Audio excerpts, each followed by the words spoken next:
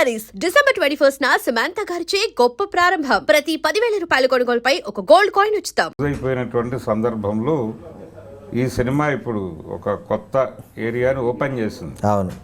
అందుకని ఈ సినిమాకి సంబంధించి ప్రధానంగా యాక్షన్ ఎపిసోడ్ కూడా బలంగానే ఉంటుంది ఈ సినిమాలో. అవును. ఉంటూ దాంతోపాటు ఒక ఫ్యామిలీ కాన్ఫ్లిక్ట్ కూడా ఉంటుంది. ఓకే. ఈ ఫ్యామిలీ కాన్ఫ్లిక్ట్ ఏరియాలో వెంకటేష్ క్యారెక్టర్ కీలకం కాబోతోంది కథలో. ఓకే.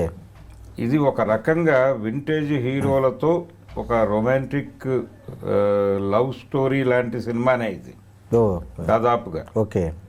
అంటే ఏదో ఒక అభిప్రాయ భేదంతో పక్కకి జరిగి వెళ్ళిపోయినటువంటి హీరోయిన్ని తిరిగి ట్రాక్లోకి తీసుకురావడం కోసం పడేటువంటి తిప్పలు, ఆ గందరగోళం చిరంజీవి క్యారెక్టర్లో ఒక ఎంటర్టైన్మెంట్ని క్రియేట్ చేస్తుంది.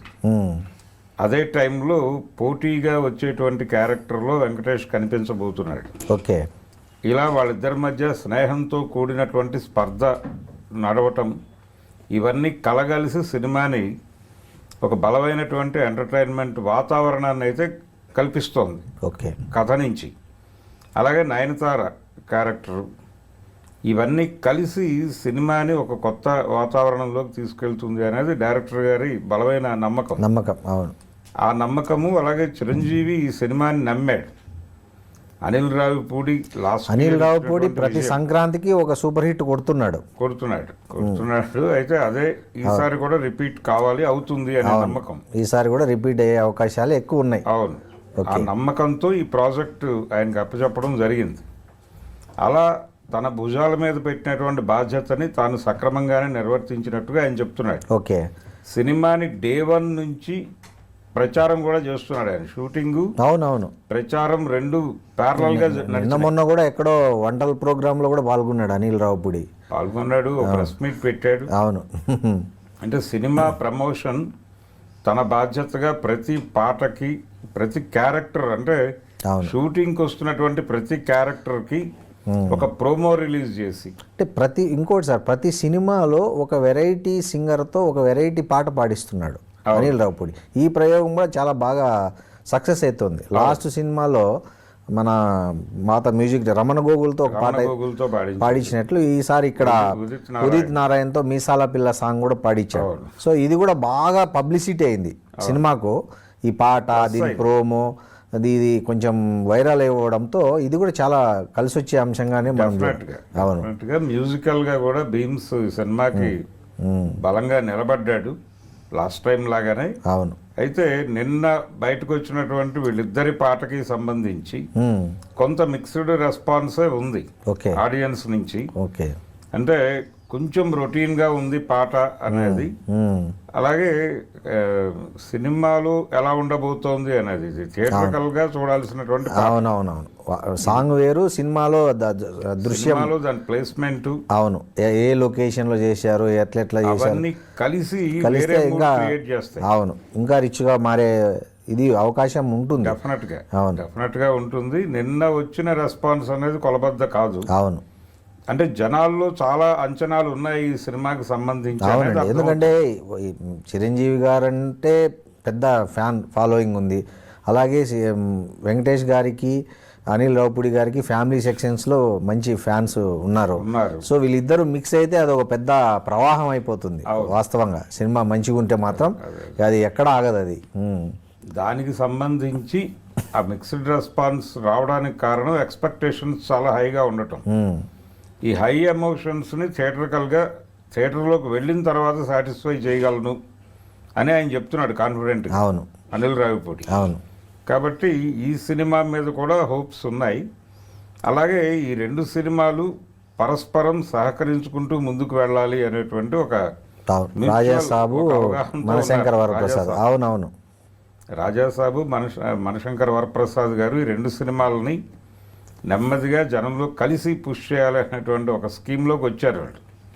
ఇది మంచి వాతావరణం. చిరంజీవి గారికి ఎంటర్టైనింగ్ హీరోయిజం అనేది ఆయన చాలా అద్భుతంగా నడపగలడు అనే దానికి చాలా సినిమాలు ఉన్నాయి, దొంగమూడు ఇలాంటివి. అవును. ఆయన ఆ ఏరియాలో చాలా అద్భుతంగా నటించగలడు. అందుకని చాలా ఎక్స్పెక్టేషన్స్ ఉన్నాయి. గతంలో ఆయన లాస్ట్ హిట్ సినిమా కూడా అదే ఏరియాలో వచ్చింది, అవును. వాల్తేరు వీరయ్య కూడా. అందులో ఆయన క్యారెక్టర్ ఎంటర్టైనింగ్ హీరోయిజం మీద నడిచే క్యారెక్టర్. అవును. అందుకని ఈసారి కూడా ఆయన చాలా పెద్ద విజయం సాధించబోతున్నాడు. అది సంక్రాంతికే వచ్చింది. అవును. మళ్ళీ ఈ సంక్రాంతికి ఆయన అదే జానర్లో సినిమా చేస్తూ దాంతో పాటు ఫ్యామిలీ ఆడియన్స్ని పట్టుకునేటువంటి కంటెంట్తో వస్తున్నాడు. ఇది కీలకం కాబోతోంది. అందుకని ఈ సినిమా మీద కూడా ఎక్స్పెక్టేషన్స్ ఉన్నాయి బలంగా. అవును. కాకపోతే దీనికి రాజాసాబ్కి ఉన్నటువంటి వేరియేషన్ ఏంటంటే అది పాన్ ఇండియా సినిమా, ఇది లోకల్ మార్కెట్ సినిమా. అవును. కాబట్టి వసూళ్లకు సంబంధించినటువంటి గొడవ లేదు, పోటీ కూడా లేదు, పోటీ లేదు. అవును. సో కాబట్టి ఫ్యాన్స్ ఎవరు ఇక్కడ కాంపిటీషన్ ఫీల్ అవ్వాల్సిన అవసరం లేదు, ఫీల్ అవ్వాల్సిన అవసరం లేదు. అప్పుడు కూడా అంటే వాల్తేరు వీరయ్య హిట్ కొట్టిన సందర్భంలో కూడా చిరంజీవి గారు రవితేజతో కలిసి వచ్చాడు అప్పుడు. అవును. ఈసారి వెంకటేష్తో కలిసి వస్తున్నాడు. అవును. అప్పుడు బాలకృష్ణ గారి సోలో సినిమా అవతల, అవును. ఇప్పుడు ప్రభాస్ సోలో సినిమా. ఇలాంటి రకరకాల పోలికలు పట్టుకొచ్చి సోషల్ మీడియాలో అవును ఈ సినిమా మీద ఒక నెగిటివ్ ఇంపాక్ట్ పడేలాంటి అభిప్రాయం క్రియేట్ చేయటం కోసం ఒక రచ్చ జరుగుతోంది. అవును. దీన్ని వ్యతిరేకిస్తూ కొంత మాట్లాడే ప్రయత్నం చేస్తున్నాడు ఆయన. అవును. అంటే మనం ఈ టైంలో సినిమాలు బ్యాడ్ చేసుకోవద్దు, అంటే మీరు ఈ సినిమాని టార్గెట్ చేస్తే రేపు పొద్దున మీ సినిమా రిలీజ్ అయినప్పుడు ఈ అభిమానులు ఆ సినిమాని టార్గెట్ చేస్తారు. కాబట్టి పరస్పరం నష్టపోతాం. ఈ పని చేయకపోతే ఇద్దరం లబ్ధి పొందేటువంటి అవకాశం ఉంటుంది. అవును.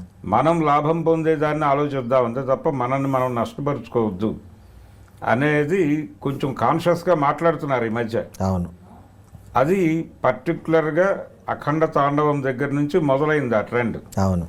మొదలై ఇప్పుడు అనిల్ రావిపూడి అలాగే ప్రభాస్ వీళ్ళిద్దరూ కొంత మంచి వాతావరణాన్ని అయితే క్రియేట్ చేయగలిగారు. అవును.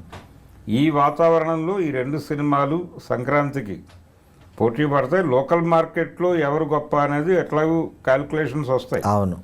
అంటే చిరంజీవి తన మార్క్ నిలబెట్టుకున్నాడా అనేది. అవును. అంటే 300 నుంచి 500 కోట్ల టార్గెట్ ఉంది దానికి. ఆ మార్క్ రీచ్ అవుతాడా అనేది చూడాలి. ఆయనకి 1000 కోట్ల క్లబ్లోకి చేరతాడా అనే టార్గెట్ ఉంది ప్రభాస్కి. అవును. అలాగే లోకల్ మార్కెట్లో వాళ్ళేం సాధించారు వీళ్ళేం సాధించారు అనేది కూడా ఇక్కడ కొలత ఉంటుంది. అవును.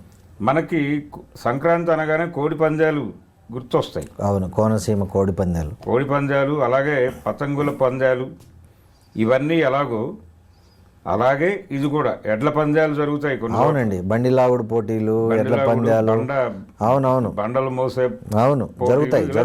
అవును. అవును. ఆ పోటీల్లో సినిమా పందాలు కూడా ఒకటి. ఈ సినిమా పందాల్లో ఎవరు గెలుస్తారు అనేది కూడా కీలకమే. సో దీని మీద ఏమన్నా బెట్టింగ్లు కూడా స్టార్ట్ అయ్యాయంటారా? అయి ఉండొచ్చు. ఓకే. ఏ సినిమా ఎంత కలెక్ట్ చేస్తుంది అనే దాని మీద, ఏది ఏ మార్క్ క్రియేట్ చేస్తుంది, లోకల్ మార్కెట్లో ఎవరిది పై చేయి కాబోతోంది. ఓహో, ఈ ఫ్యాన్ వార్ ఉంటుంది ఖచ్చితంగా. ఓకే. ఫ్యాన్ వార్ మాత్రమే కాదు, సాధారణ ప్రేక్షకుల మధ్య జరుగుతాయి ఈ బెట్టింగ్స్. ఓకే. మౌత్ పబ్లిసిటీ జరగడం వేరు, మీరు అన్నట్లు ఫ్యాన్ వార్ జరగడం వేరు. ఫ్యాన్ వార్ ఆల్రెడీ నడిచింది, అది అయిపోయింది. ఆ గొడవ కాదు. ఆ గొడవ కంటే కూడా సెలబ్రేషన్లో భాగంగా, పండగ సెలబ్రేషన్లో భాగంగా ఇది కూడా పోటీ ఒక పందెంలోకి వస్తుంది. కాదు సార్, ఇప్పుడు ఈ సినిమాలో మనశంకర్ వరప్రసాద్లో వెంకటేష్ క్యారెక్టర్ ఎలా ఉండబోతుంది, చిరంజీవి క్యారెక్టర్ ఎలా ఉండబోతుంది? అంటే ఎవరు పై చేయి సాధిస్తారనే అంచనాలు వేసుకుంటున్నారా ఫ్యాన్స్ ఏమన్నా? చిరంజీవి గారిలో కొన్ని ప్లస్లు ఉన్నాయి. ఓకే. ఆ ప్లస్లు అవి ఎవరు రీప్లేస్ చేయగలిగినవి కాదు. డాన్స్ కావచ్చు, అద్భుతమైనటువంటి డాన్సర్, నటన కావచ్చు, అలాగే ఆయనకి ఎంటర్టైనింగ్ హీరోయిజం చేయటం అంటే చాలా ఇష్టం. అవును. అందుకని ఆ ఏరియాలో తను స్ట్రాంగ్ కాబట్టి ఆయనకు అనువైన క్యారెక్టర్ దొరికితే చెలరేగిపోతాడు. అవును. అలా చెలరేగిపోవడానికి అవకాశం కల్పించే క్యారెక్టర్ని క్రియేట్ చేశారు ఈ సినిమాలో. అందుకని చిరంజీవి అప్పుడు రవితేజ ఎలాంటి సపోర్ట్ ఇచ్చాడు, దాన్ని మించినటువంటి సపోర్ట్ ఇస్తాడు వెంకటేష్. అవును. వీళ్ళిద్దరి మధ్య ఒక పోటీ అలాగే స్నేహం రెండు ఉంటాయి సినిమాలోనే. అవును. ఈ రెండు క్యారెక్టర్ల మధ్య. ఎందుకంటే మెగా ఫ్యాన్స్ ఎట్లాంటి వాళ్ళు అంటే, ఈవెన్ మన జూనియర్ ఎన్టీఆర్ మనోడు రచించిన రాజమౌళి సినిమా ఉంది కదా చరణ్, దాంట్లో ఎవరు ఎక్కువసేపు కనపడ్డారు, ఒక నిమిషం అట్లా అంటే నిమిషాలు సెకండ్లు కూడా లెక్కేసినంత అవుతుంటుందండి. హార్డ్ కోర్ ఫ్యాన్స్ ఉన్నారు. సో ఈ సినిమాలో అట్లాంటి గొడవ అయితే ఏముండదు కదా, ఐ మీన్ అటువంటిదే ఉండదు. ఉండదు. అన్నట్టుగా అది చిరంజీవి సినిమానే. ఓకే. చిరంజీవి సినిమానే. చిరంజీవితో అనిల్ రావిపూడి చేస్తున్నటువంటి సినిమా. దానిలో వెంకటేష్ అంతే అంతే గెస్ట్ పాత్రలో, ఐ మీన్ అతిథి పాత్ర లాగా కాకుండా ఇంకొంచెం పాత్ర కాదు, లెంతీగా ఉంటుంది. స్నేహము స్పర్ధ రెండు కొనసాగే క్యారెక్టర్ ఇది ఓకే. చిరంజీవితో. ఓకే. అందుకని తప్పనిసరిగా పాత్రకు ఒక ప్రాధాన్యత ఉంది కథలో. రేసీగానే ఉంటుంది స్క్రీన్ ప్లే. ఆ రేసీ స్క్రీన్ ప్లేలో ఇతను వచ్చిన తర్వాత ఎంటర్టైన్మెంట్ డోస్ పెరుగుతుంది. అవును. ఈ మీసాల పిల్ల అనే పాటను బట్టి చూస్తే హీరోయిన్కు కొద్దిగా ఆటిట్యూడ్ ఉన్నట్లు మనకు అర్థమవుతుంది. అంటే హీరో వ్యవహార శైలి నచ్చక, అదే. అంటే వాళ్ళిద్దరికి వివాహమయ్యి విడిపోయి ఎవరి జీవితాలు వాళ్ళు గడుపుతున్నటువంటి పరిస్థితుల్లో మళ్ళీ తను హీరోయిన్కి దగ్గర కావాలి అనుకునేటువంటి హీరో. అవును. తను దగ్గర కావాలి అనుకుంటున్న టైంకి ఆ అమ్మాయి లోన్లీగా ఉంది అనే విషయం తెలిసి ఇంకొక పాత్ర ఎంటర్ అవుతుంది.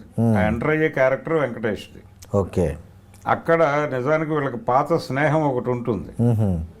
ఈ కొత్త ఏరియాలో స్పర్ధ మొదలవుతుంది. అతనికి తెలియదు వీళ్ళిద్దరి మధ్య ఉన్న పాత రిలేషన్. చిరంజీవికి వెంకటేష్కే హీరోయిన్తో. ఓకే. హీరోయిన్తో చిరంజీవి క్యారెక్టర్కి ఉన్న రిలేషన్ ఏంటో ఈ క్యారెక్టర్కి తెలియదు. అవును. వెంకటేష్ క్యారెక్టర్ తెలియదు. ఇదేదో కొత్త ఎంట్రీ అనుకుంటాడు, ఇక్కడ పోటీ పడాలనుకుంటాడు. ఇది పాత గతం నుంచి బ్యాక్గ్రౌండ్ ఉంటుంది. అవును.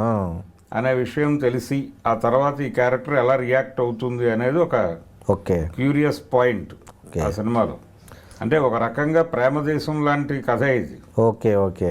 అంటే ఒక హీరోయిన్, ఇద్దరు హీరోలు, ఒక ముక్కోణపు ప్రేమ కథ తాలూకా ఛాయలు కూడా ఉంటాయి దీనిలో. సో అయితే మళ్ళీ ముస్తఫా లాంటి ఒక సూపర్ హిట్ కొట్టబోతుంది. ఓకే. వెటరన్ హీరోలతో ఇలాంటి లవ్లీ సబ్జెక్ట్ చేయటం అనేది తన సెల్లింగ్ పాయింట్ గా ఆయన అనుకుంటున్నాడు. ఓకే. అనిల్ రావిపూడి అది వర్కౌట్ అయ్యే అవకాశాలు ఉన్నాయి. అనిల్ రావిపూడి ఒక కాంబినేషన్ నేను గమనించా సార్. లాస్ట్ టైం వచ్చిన సంక్రాంతికి వస్తున్నాంలో అక్కడ సేమ్ మెగా ఫ్యామిలీ నుంచి ఎవరో ఒకరు తన సినిమాలో ఉంటున్నారు.